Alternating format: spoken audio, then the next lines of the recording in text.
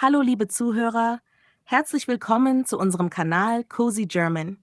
Schön, dass ihr wieder dabei seid. Wenn ihr noch nicht abonniert habt, klickt bitte auf den Abonnieren-Button, gebt uns einen Daumen hoch und hinterlasst einen Kommentar, damit wir noch mehr interessante und hilfreiche Videos für euch machen können. Heute sprechen wir über ein Thema, das für viele Lernende von großer Bedeutung ist.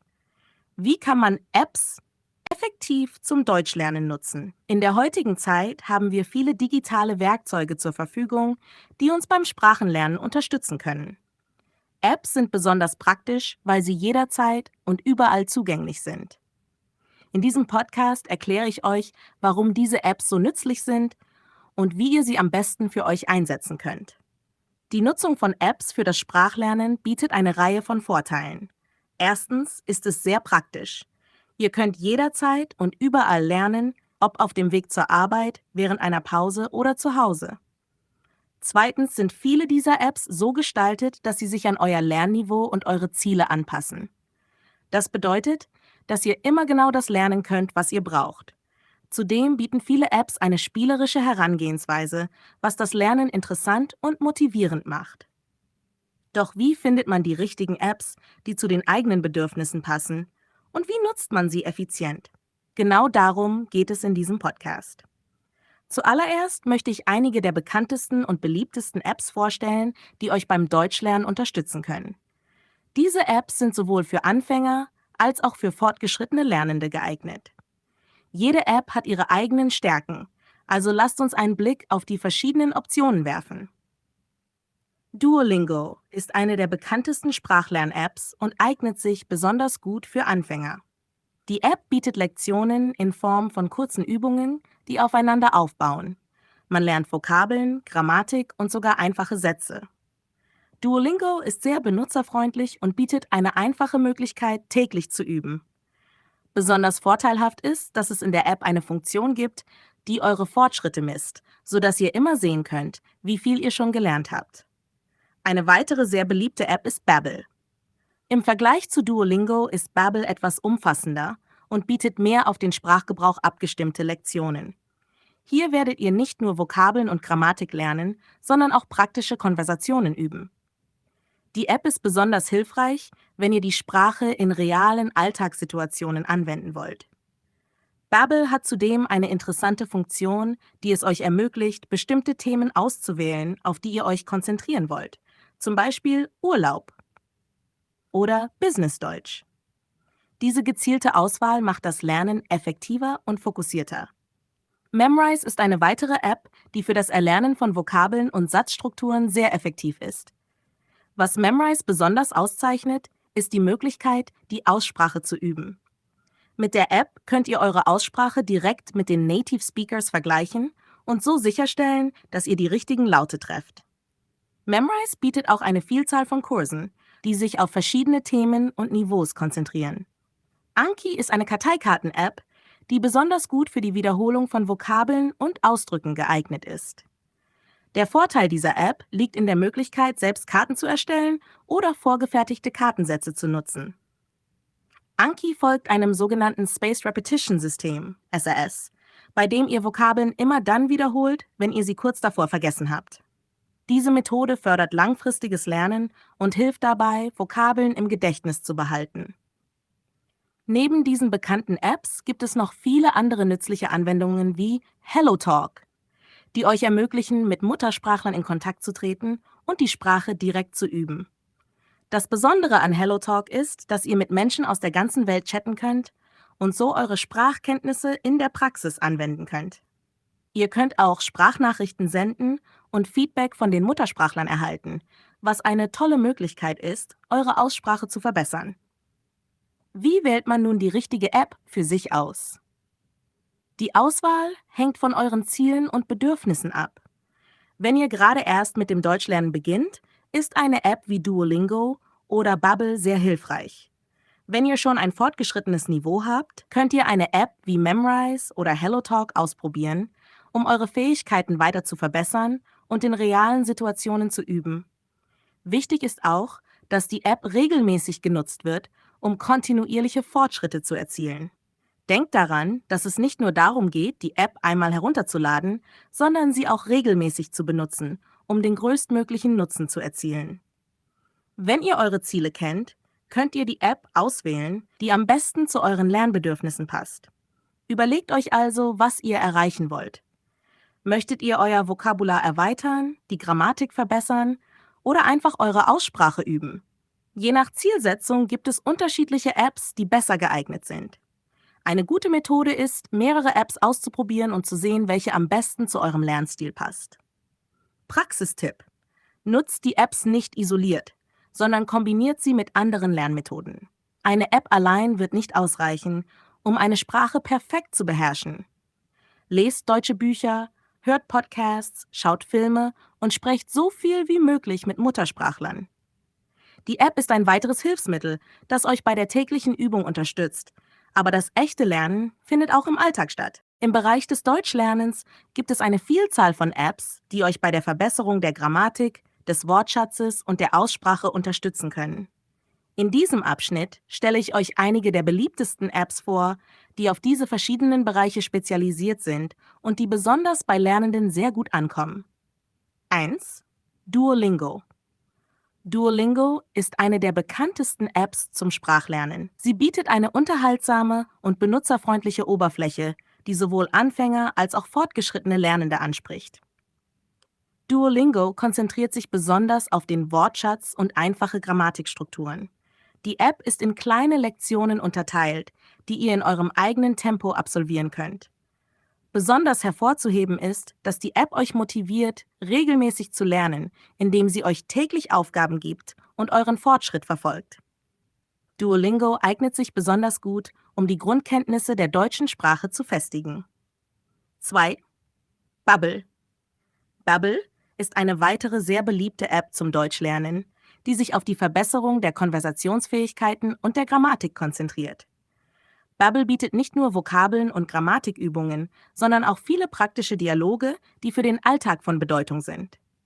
Die Lektionen bauen systematisch aufeinander auf, sodass ihr nach und nach immer komplexere Themen angehen könnt. Babbel ist besonders hilfreich, wenn ihr die Sprache in realen Lebenssituationen anwenden wollt, zum Beispiel im Urlaub oder bei einem Jobinterview. Memrise.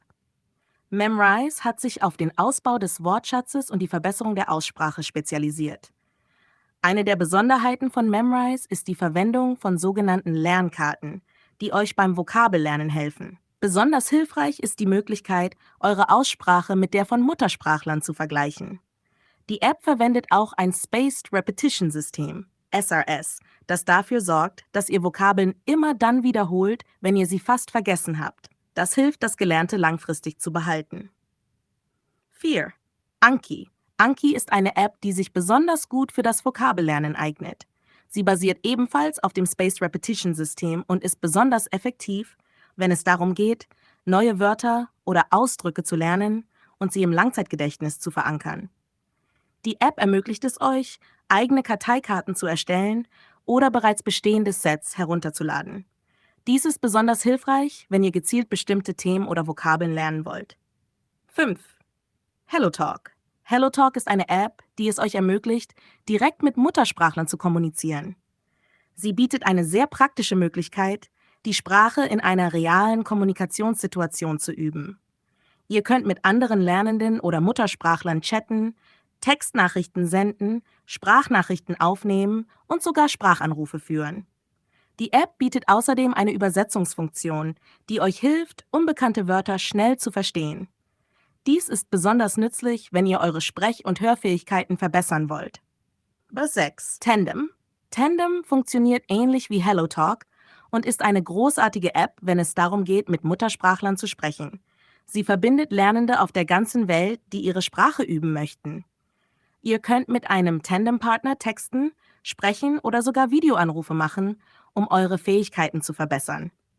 Diese App ist besonders nützlich für das praktische Üben der Sprache und hilft dabei, die Angst vor dem Sprechen zu überwinden. 7. Bususu ist eine weitere App, die euch beim Deutschlernen unterstützt, und zwar auf eine sehr strukturierte Art und Weise. Die App bietet verschiedene Kurse für Anfänger und fortgeschrittene Lernende, die sich auf alle wichtigen Bereiche des Sprachenlernens konzentrieren: Grammatik, Vokabular und Aussprache. Ein großer Vorteil von Busuu ist, dass es eine Feedback-Funktion gibt, bei der Muttersprachler eure Übungen korrigieren. So könnt ihr schnell erkennen, wo noch Verbesserungspotenzial besteht. Lingoda.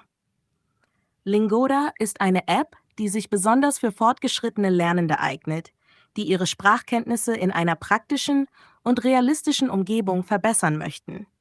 Sie bietet Online-Sprachkurse mit Lehrern, bei denen ihr in kleinen Gruppen oder im Einzelunterricht Deutsch sprechen könnt. Lingoda ist besonders gut für die Verbesserung der Kommunikationsfähigkeiten geeignet, da ihr regelmäßig mit einem Lehrer und anderen Lernenden sprechen werdet. 9. Closemaster. Closemaster ist eine App, die euch beim Vokabellernen hilft, indem sie euch mit Sätzen aus verschiedenen Kontexten konfrontiert. Anstatt einfach nur Wörter zu lernen, lernt ihr die Bedeutung der Wörter im Zusammenhang. Dies ist eine sehr effektive Methode, um den Wortschatz zu erweitern und die Grammatik zu verbessern. Closemaster ist besonders nützlich, wenn ihr bereits ein gutes Grundwissen habt und euren Wortschatz aufbauen wollt.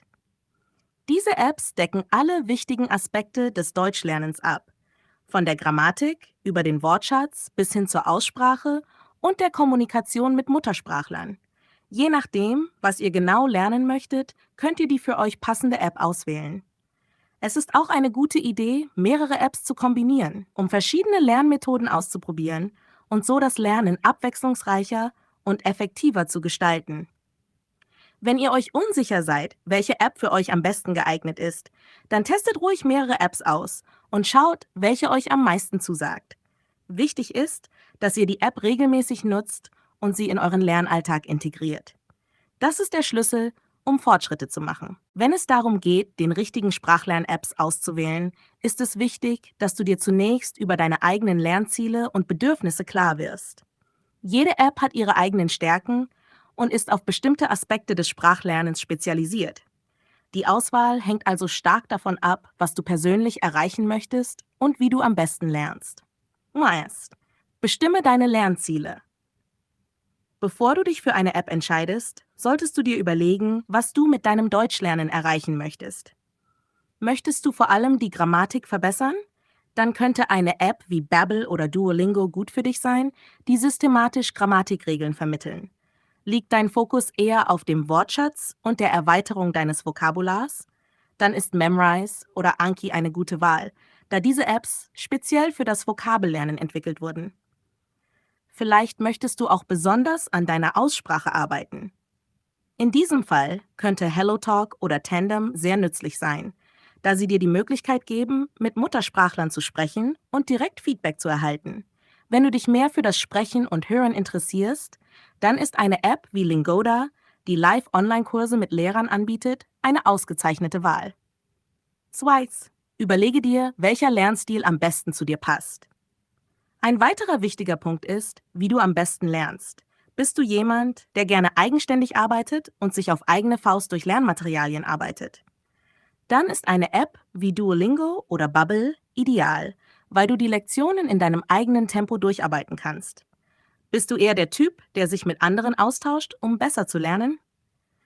Dann solltest du eine App wie HelloTalk oder Tandem wählen, die dir die Möglichkeit gibt, mit Muttersprachlern zu sprechen und so die Sprache in realen Situationen anzuwenden. Für diese Apps benötigst du natürlich auch ein gewisses Selbstbewusstsein, denn du wirst aktiv in Gespräche eingebunden. Wenn du dich noch unsicher fühlst, ist es vielleicht besser, zuerst eine App zu nutzen, die dir beim Verständnis der Grammatik und der Struktur hilft, wie zum Beispiel Babbel. Berücksichtige den Zeitaufwand und die Flexibilität. Es gibt Apps, die du in kleinen Einheiten verwenden kannst, wie Duolingo oder Memrise. Diese Apps sind gut, wenn du nur ein paar Minuten pro Tag investieren kannst und nicht viel Zeit für das Lernen aufwenden möchtest. Du kannst deine tägliche Lerneinheit in kleine Portionen aufteilen und diese in deinen Alltag integrieren. Wenn du allerdings ernsthafter und intensiver lernen möchtest, dann sind Plattformen wie Lingoda oder Busuu geeignet. Diese bieten Live-Unterricht und strukturierte Kurse, die dir helfen, kontinuierlich Fortschritte zu machen. Hier brauchst du allerdings auch die nötige Zeit, um regelmäßig am Unterricht teilzunehmen. Nummer 4. Achte auf den Preis und die Verfügbarkeit. Die meisten Apps bieten kostenlose Basisversionen, aber um wirklich alle Funktionen nutzen zu können, ist oft ein Premium-Abonnement erforderlich. Es ist daher wichtig, vorab zu klären, ob du bereit bist, für die App zu bezahlen. Einige Apps wie Duolingo und Memrise bieten monatliche Abonnements an, die dir Zugang zu erweiterten Funktionen wie personalisierten Lernplänen oder zusätzlichen Lektionen geben. Es gibt auch Apps wie Anki, die kostenlos sind, aber wenn du zusätzliche Funktionen benötigst, musst du vielleicht für die Premium-Version bezahlen. Busuu bietet ebenfalls kostenpflichtige Funktionen an, aber du kannst auch die kostenlosen Lektionen nutzen, um zu sehen, ob es für dich geeignet ist. Kombiniere mehrere Apps für ein effektives Lernen. Wenn du dir noch unsicher bist, welche App für dich am besten geeignet ist, kannst du auch mehrere Apps gleichzeitig nutzen. Jede App hat ihre eigenen Stärken und die Kombination von verschiedenen Lernmethoden hilft dir, in allen Bereichen der Sprache Fortschritte zu machen. Du könntest zum Beispiel Duolingo für die tägliche Vokabelwiederholung nutzen, Babbel für die Grammatik und Tandem oder HelloTalk für die Sprechpraxis. Auf diese Weise bekommst du ein abwechslungsreiches Lernprogramm, das dich sowohl in den Grundlagen als auch in der praktischen Anwendung unterstützt.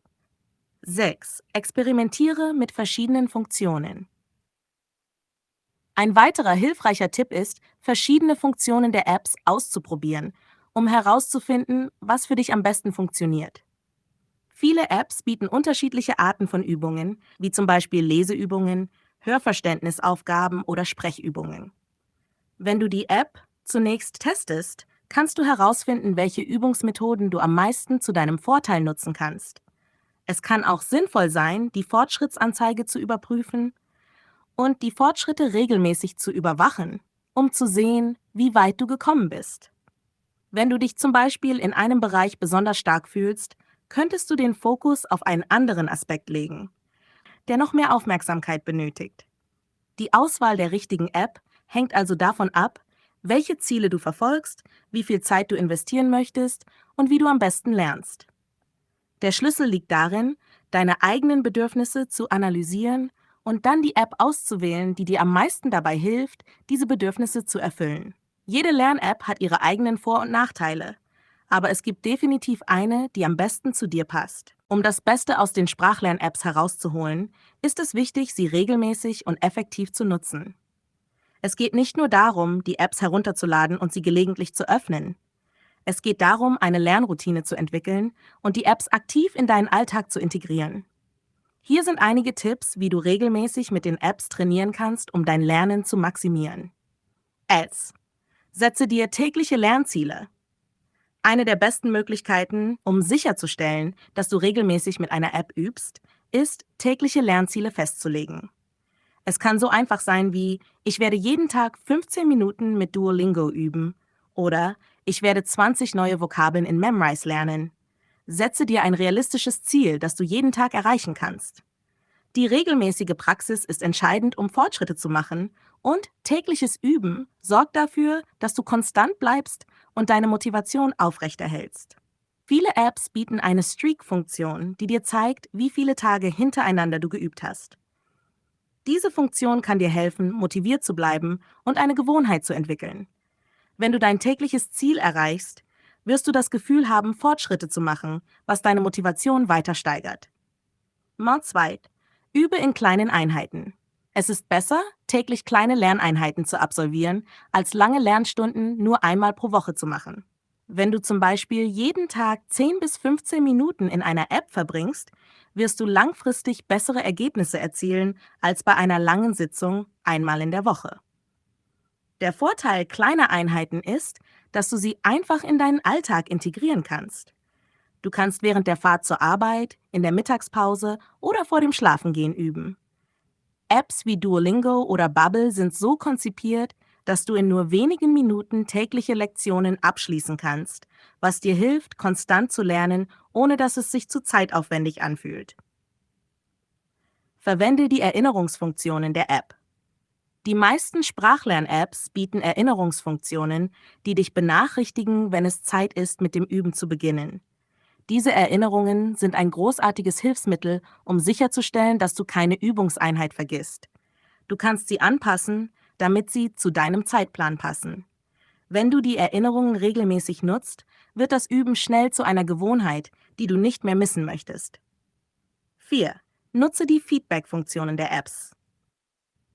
Ein weiterer Vorteil von Apps ist, dass sie dir sofortiges Feedback zu deinen Antworten geben. Wenn du eine falsche Antwort gibst, wirst du normalerweise auf den Fehler hingewiesen und erhältst eine Erklärung. Nutze dieses Feedback, um aus deinen Fehlern zu lernen und dich kontinuierlich zu verbessern.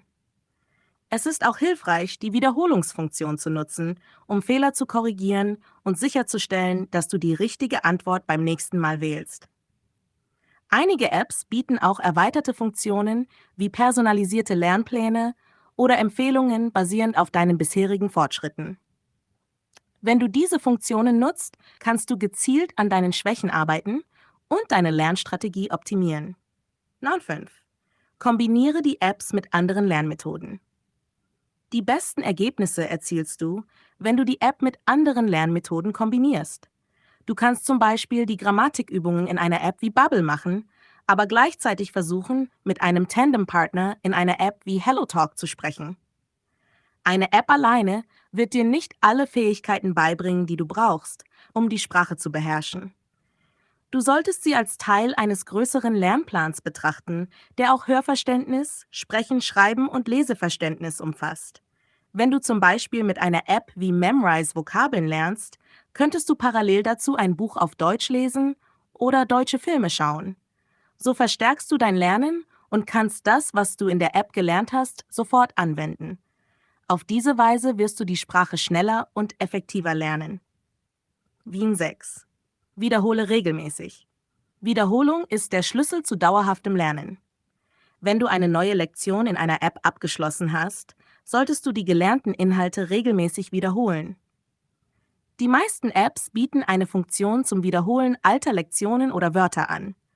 Nutze diese regelmäßig, um dein Wissen zu festigen. Wenn du merkst, dass du bestimmte Vokabeln oder Grammatikregeln immer wieder vergisst, konzentriere dich stärker auf diese Punkte und übe sie häufiger. 7. Belohne dich selbst. Das Setzen von Belohnungen kann dir helfen, motiviert zu bleiben. Zum Beispiel könntest du dir eine kleine Belohnung geben, wenn du eine Woche lang jeden Tag geübt hast, oder dir nach jeder erfolgreich abgeschlossenen Lektion etwas gönnen. Diese Belohnungen müssen nicht groß sein, aber sie können dir ein Gefühl der Erfüllung und Motivation geben. Wenn du dich für Fortschritte belohnst, wird das Lernen weniger wie eine Pflicht und mehr wie eine positive Erfahrung. Und es hilft, die Motivation aufrechtzuerhalten, vor allem in Phasen, in denen du das Gefühl hast, dass es schwierig wird.